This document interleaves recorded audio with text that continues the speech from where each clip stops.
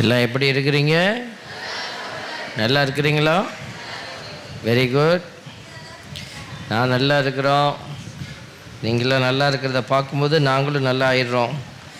அன்புக்குரியவர்களே, இந்த அருமையான நாளில் தியானத்தில் வந்திருக்கிற உங்கள் எல்லோரையும் பெருமையோடு ஆண்டவருடைய பெயராலே உங்களை வாழ்த்தி வரவேற்கிறோம். Praise the Lord.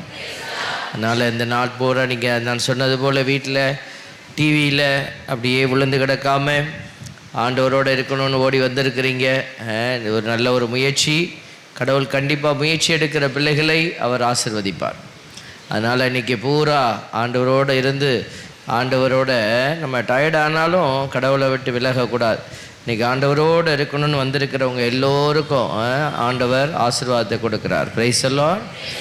ஆண்டவரோடு இருக்கணும்னு வந்திருக்கிறவங்க சொல்லுங்கள் ஹல்லேலூயா. மத்தியானம் சாப்பிட்டுட்டு ஓடிடுவேன் சாமி. ஹல்லேலூயா.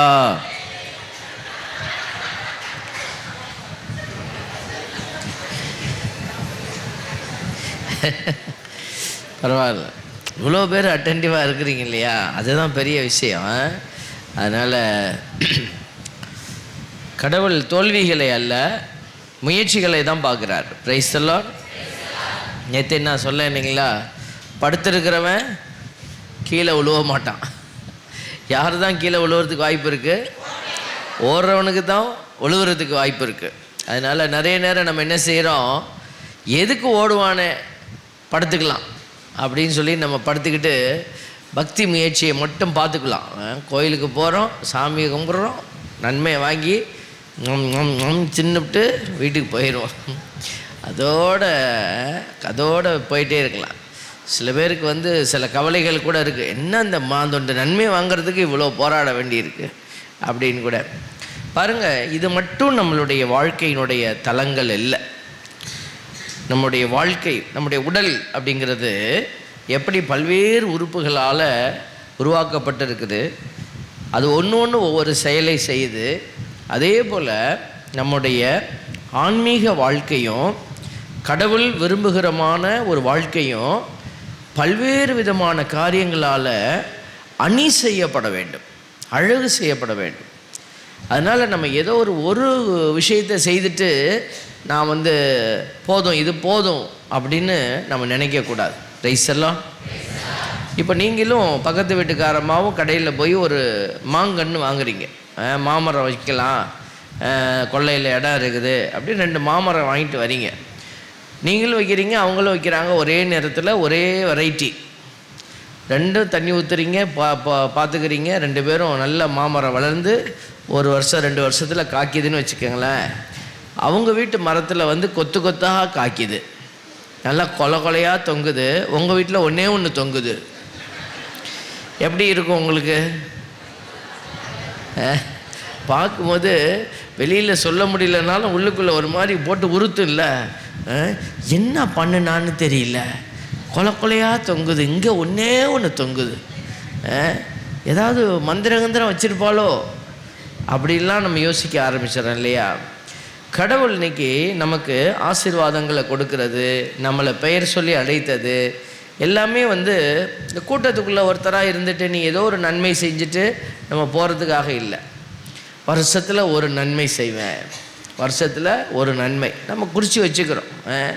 அதான் நான் அடிக்கடி சொல்லுவேனே, ஒரு கிராமத்தில் ஒரு பாட்டியம்மா வருஷம் மாமனார் தவசத்துக்கு சோறாக்கி போடுமா.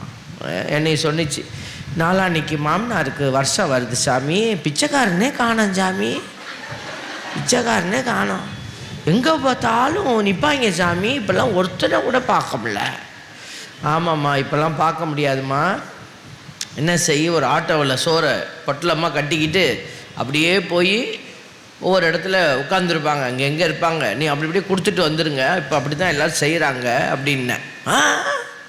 அப்படிலாம் செய்யக்கூடாது சாமி, கூட்டிகிட்டு வீட்டில் இலை போட்டு சோறு போடணும். நான் கூட இங்கே சென்னையில் படிச்சுக்கிட்டு இருந்தப்போ மினிஸ்ட்ரிக்கு போயிருந்தேன். அங்கே சாப்பிட்டுட்டு வெளியில் நின்றுக்கிட்டு இருந்தேன். ஒரு கார் நின்றுச்சு. கார்லேருந்து ஒரு அம்மா இறங்கி பையை தூக்கிக்கிட்டு அங்கே இருந்த ஏழைகளுக்கெல்லாம் ஒரு பொட்டலம் சாப்பாடு கொடுத்தாங்க. அங்கேருந்து அந்த அம்மா என்னையை பார்த்துச்சு. நான் வாட்ச்மேன்கிட்ட பேசிகிட்டு இருந்தேன். அந்த அம்மா அங்கேருந்து பையை தூக்கிட்டு வேகமாக வந்துச்சு. எனக்கு கொஞ்சம் விதுக்குன்னுச்சு.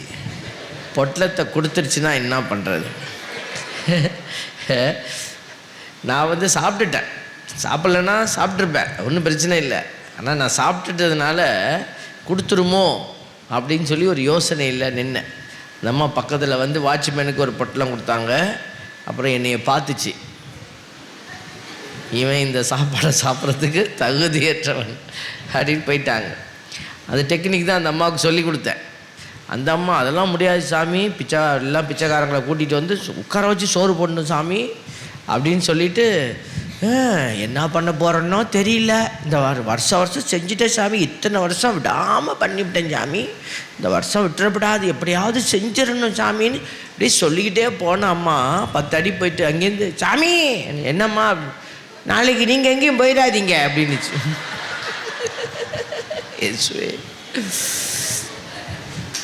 பரவாயில்ல, நம்ம வாய் சும்மா இருக்க மாட்டேங்குது.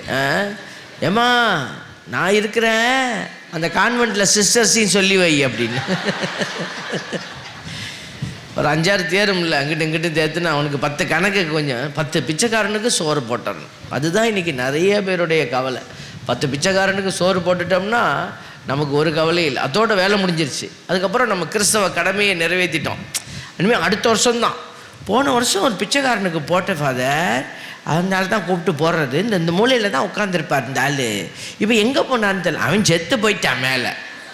நீ ஒரு வேளை சோறு போட்டுட்டு அதுக்கப்புறம் திரும்பியே பார்க்க, அடுத்த சோறு போட ஆளுங்க இல்லை. பாருங்கள், இன்றைக்கி நம்ம ஏதோ ஒரு நன்மைத்தனத்தை இறுக்கி பிடிச்சிக்கிட்டு இல்லை. கடவுள் சொல்கிறார், யோவான் செய்தி 15:8 ஆண்டவர் சொல்கிறாரு, எல்லாம் ஹோம்ஒர்க்கு ரெடியாக இருக்கிறாங்க, சொன்ன உடனே படாருன்னு எழுதுகிறாங்க. மனசில் எழுதி வைங்க, பேப்பரில் எழுதி பக்கமாக வச்சுருக்கிறது. வீட்டுக்காருக்கு போய் கொடுத்து படிக்க சொல்லணும் சாமி.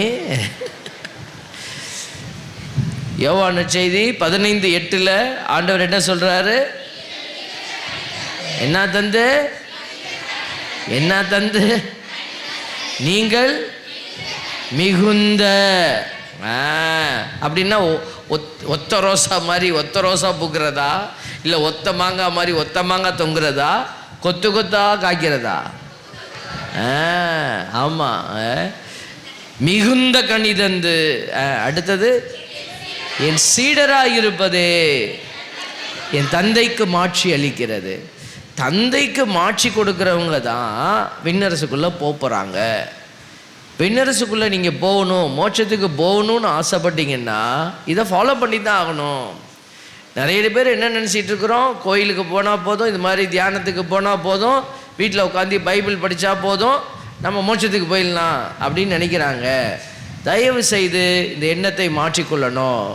நம்ம ஒரு பக்கம் இது தேவையில்லையா ஃபாதர், கோயிலுக்கெல்லாம் போக வேண்டாமா? கண்டிப்பாக போகணும். ஆன்மீகத்தினுடைய அழுத்தமான அடையாளங்கள் இந்த வழிபாடுகள் எல்லாம். இந்த வழிபாடுகளை நம்ம என்ன செய்கிறோம், எதுக்கு அணுகிறோம்? கடவுளுக்கு கொடுக்க வேண்டியதை கொடுக்குறோம். அதுதான் இந்த வழிபாடுகள். கடவுளுக்கு கொடுக்க வேண்டிய மரியாதையே கொடுக்குறோம், மதிப்பை கொடுக்குறோம், அவருக்கு கொடுக்க வேண்டிய புகழ்ச்சியே கொடுக்குறோம். அதுக்கு தான் கோயிலுக்கு போகிறோம். வீட்டில் உட்காந்துக்கிட்டு டிவிக்கு முன்னாடி உட்காந்துக்கிட்டு நானே அப்படியே எதிர்நீச்சல் பார்த்துக்கிட்டே ஆண்டவரை தொழுதுக்குவேன் இல்லை, ராஜா ராணி பார்த்துக்கிட்டே ஆண்டவரை நான் புகழ்ந்துக்குவேன் இல்லை. ரெண்டு வேலையும் நீங்கள் ஒன்றா செய்ய முடியாது. அப்போ நீங்கள் கடவுளை தேடி போய் ஆண்டவருடைய இல்லத்திற்கு போய் அங்கு தான் நம்ம என்ன செய்யணும், ஆண்டவரை தொழுது கொள்ளணும், ஆண்டவரை மகிமைப்படுத்தணும். அந்த 10 கட்டளையினுடைய 2 கட்டளையில் முதல் கட்டளை எது? இதுதான், கடவுளை நீ என்ன செய், அன்பு செய்வது. உன்னை நீ அன்பு செய்வது போல உன்னுடைய அயலாரை அன்பு செய்வது. இந்த 2 கட்டளையினுடைய ஆழத்தை தான் இப்போ நம்ம பார்க்குறோம். அப்போ மிகுந்த கனிதந்து அப்படின்னு சொல்லுகிற போது நாம் ஆண்டவருக்கு உகந்ததை கொடுத்துட்டு அதுக்கப்புறம் நம்ம செய்யணும். அப்போ ஆலயத்துக்கு போகிற போது தான் ஆண்டவருடைய இந்த தொடுதல் அப்படிங்கிறது நடக்குது. இன்றைக்கி வீடுகள்லாம் நீங்கள் நிறைய பேர் இப்போ வந்திருக்கிறீங்க. இப்போ வீட்டில் இருக்கிற ஒருத்தர் மட்டும் தொட்டால் போதுமா? பத்தாது, எல்லாரையும் கடவுள் தொடணும், வார்த்தை தொடணும். எல்லாரும் மாற்றம் அடையும் போது தான் அந்த குடும்பம் அப்படிங்கிற அமைப்பு அழகானதாக மாறும். அதனால தான் இன்றைக்கி நம்ம குடும்பத்தை பற்றி நம்ம சிந்திக்க வந்திருக்கிறோம். நாங்கள் இன்றைக்கி குடும்பத்தை பற்றி நம்ம பேசும்போது நீங்கள் நினச்சிக்க கூடாது ஏதோ ஒரு குடும்பம் போல் இருக்குது. இல்லை, நம்ம குடும்பத்தை நம்ம கட்டி எழுப்பணும்.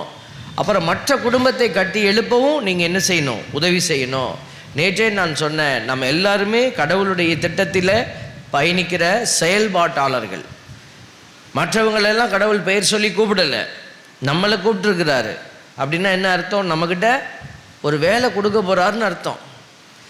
அந்த வேலையை நம்ம போய் செய்யணும்னு அர்த்தம். இன்றைக்கி நம்ம விரும்புகிற வேலையை பிடிச்சிக்கிட்டு இல்லை, இயேசுவுக்கு எது பிடிக்கும், அவர் தான் சீடு, அவர் தான் குரு. நம்மெல்லாம் யார்? சீடர்கள். அப்போ சீடர்கள் குரு சொல்கிறத கேட்பாங்க. பிரைஸ் எல்லாம் மற்ற இந்த வாழ்க்கை முறையிலெல்லாம், மற்ற நம்பிக்கையாளர்களுடைய வாழ்க்கையை பார்த்தீங்கன்னாக்க, சீடன் தான் குருவை போய் தேர்ந்தெடுப்பான், சீடன் தான் குருவை தேர்ந்தெடுப்பான். ஆனால் இயேசு கிறிஸ்து பைபிளில் இயேசுவை பொறுத்த மட்டும் இல்லை, யார் சீடனை தேர்ந்தெடுத்தது? குரு தான் சீடனை தேர்ந்தெடுக்கிறார். சீடன் குருவை தேர்ந்தெடுக்கலை. மற்ற அந்த குருகுல வாழ்க்கை அந்த இதிலெல்லாம் நீங்கள் பார்த்தீங்கன்னாக்க, அந்த சீடன் என்ன பண்ணணும், எந்த குருக்கிட்ட போய் நான் பாடம் படிக்கணும் அப்படின்னு அவங்க என்ன செய்வாங்க, தேர்ந்தெடுத்து அதுக்குரிய ஃபார்மாலிட்டி எல்லாம் போய் கொடுத்து அவங்கள வணக்கம் செஞ்சு காலில் விழுந்து என்னைய சீடனை ஏற்றுக்கங்க அப்படின்னு சொல்லி அவங்க சீடனாக வருவாங்க. ஆனால் விவிலியத்தை பொறுத்த மட்டும் இல்லை, சீடன் என்பவன் அவன் குருவை தெரிந்தெடுக்கிறதல்ல, குரு தான் சீடனை தெரிந்தெடுத்தார். Praise the Lord. ஆண்டவர் தான் நம்மளை தெரிந்தெடுத்தார். அதனால தான் ஆண்டவர் நம்மை தெரிந்தெடுத்ததுனால தான் அவர் என்ன சொல்கிறாரோ அதை செய்கிறவங்க தான் பேறு பெற்றவர்கள், அதை செய்கிறவர்கள் தான் சீடர்கள். இன்றைக்கி நம்மளுடைய கூட்டத்தில் பக்தர்கள் நிறைய கூட்டிட்டாங்க. ஆலயங்கள்லாம் நம்ம பார்க்குறோம், பக்தர்கள் நிறைய பேர் இருக்கிறாங்க. பக்தர்கள் அப்படிங்கிறவங்க யார்? நான் விரும்புகிறத கொடுத்துட்டு வருவேன், நான் விரும்புகிறத செய்வேன், இவங்க தான் பக்தர்கள். ஒரு கிராமத்தில் இருக்கும்போது ஒரு அம்மா ஒரு சிலுவை, நல்ல அழகான சிலுவை, இது மாதிரி ஒரு கோல்டு கலரில் ஒரு சிலுவையை கொண்டுட்டு வந்து கொடுத்தாங்க. கோயிலில் வைங்க சாமின்னாங்க. நான் சொன்னேன், எம்மா கோயிலே இந்த மாந்தொண்டு தான் இருக்குது, சின்னோண்டு கோயில் இல்லை, ஏற்கனவே 5-6 சிலுவை இருக்குது, இதில் நீ வேறு சிலுவையை ஏன் வாங்கிட்டு வந்த, இது நல்லா அழகாக இருக்குது, வீட்டில் கொண்டு வைங்க அப்படின்னேன். நீங்கள் வேறு சாமி, நீங்கள் வைங்க சாமி, கோயிலுக்குன்னு வாங்கிட்டு வந்தாச்சு, வைங்க நீங்கள். நான் சொன்னேன், இல்லைம்மா ஏற்கனவே ஒரு 5 சிலுவை இருக்குது, அது ஏன்மா வைக்கிறது இல்லை டெய்லி, நீங்கள் என்ன இப்போ இதை போய் வாங்கிட்டு வந்து நம்ம இது அழகாக இருக்குது, வீட்டில் வைங்க, நல்லா பளிச்சுன்னு இருக்குது, வீட்டில் வைங்க அப்படின்னு. அட சொன்னாச்சே, என்ன சாமி நீ வேற அங்கே வை அங்கே வைணும், கோயிலில் கொண்டு வைங்க சாமி. வைக்க முடியாதுமா அப்படின்னேன். நானும் விடலை. நீ வச்சா வை, இல்லாட்டா எங்கேயா மூளையில் தூக்கி போடு. உடனே நான் அங்கெல்லாம் தூக்கி போட, நீ போய் வீட்டில் தூக்கி போடுமா போம்மா அப்படின்னு.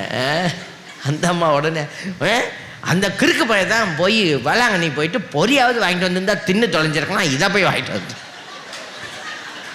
யாரு கிறுக்கு பையா? புருஷன்தான். வீட்டில் வைக்கப்படாது சாமி, இதை வீட்டில் வைக்கப்படாதா, சிலுவையே வீட்டில் வைக்கப்படாதான் பாருங்கள். அதனால் தூக்கி எங்கேயாவது போடு, எங்கள் வீட்டுக்கு வரக்கூடாது. பாருங்கள், இன்றைக்கி இப்படிப்பட்ட இதெல்லாம் பக்த நிலை, இதெல்லாம் பக்தர். யாரோ ஒருத்தர் சொல்கிறது, துன்பம் வேண்டாம், துயரம் வேண்டாம், எனக்கு எதுவும் கஷ்டம் வந்துடக்கூடாது, கடவுள் என்ன சொல்கிறாருன்னு கேட்க விருப்பம் இல்லாமல் நான் என்ன விரும்புகிறேனோ அதை நான் செய்வேன் அப்படின்னு போகக்கூடிய ஒரு கூட்டம் நம்ம கிறிஸ்தவ கத்தோலிக்க திருச்சபையில் நிறைய பெருகி கிடக்கிறத நம்ம பார்க்குறோம். அதை நம்ம திருவிழா சமயத்துலலாம் பார்க்கலாம், திருவிழா சமயத்தில் பார்க்கலாம், ஏதாவது ஃபங்க்ஷன் சமயத்தில் பார்க்கலாம். அவங்க எல்லாம் படிச்சிருப்பாங்க, அதுக்காக படிக்காதவங்கள தான் இருக்கணும்னு அவசியம் இல்லை. எல்லாம் படித்து மெத்த படித்த மேதாவிகள், பெருமை விரும்பிகள், பெருமை விரும்பிகள் ஏதாவது ஒரு தளத்தில் எல்லாம் நின்றுட்டு இருக்கிறது. அவங்க எந்த ஒரு நல்ல விஷயத்துக்கும் அந்த ஆலயத்தை முன்னெடுக்க விடவே மாட்டாங்க. அப்படிப்பட்ட சில ஒரு பக்ஸுன்னு சொல்லுவாங்க, மூட்டை பூச்சி மாதிரி, இப்படியெல்லாம் இதெல்லாம் நம்ம நினச்சிட்டு இருக்கிறோம். கோயிலில் அவங்க தான் பெரிய ஆள் மாதிரி நின்றுட்டாங்கன்னா அவங்க ஜெயிச்சிட்டாங்கன்னு. இல்லை இல்லை இல்லை, தோக்குறாங்க அவங்க. ஆண்டவர்கிட்ட இல்லத்தில் நீங்கள் வேலை செஞ்சும் தோற்று போயிடுவீங்க. Praise the Lord.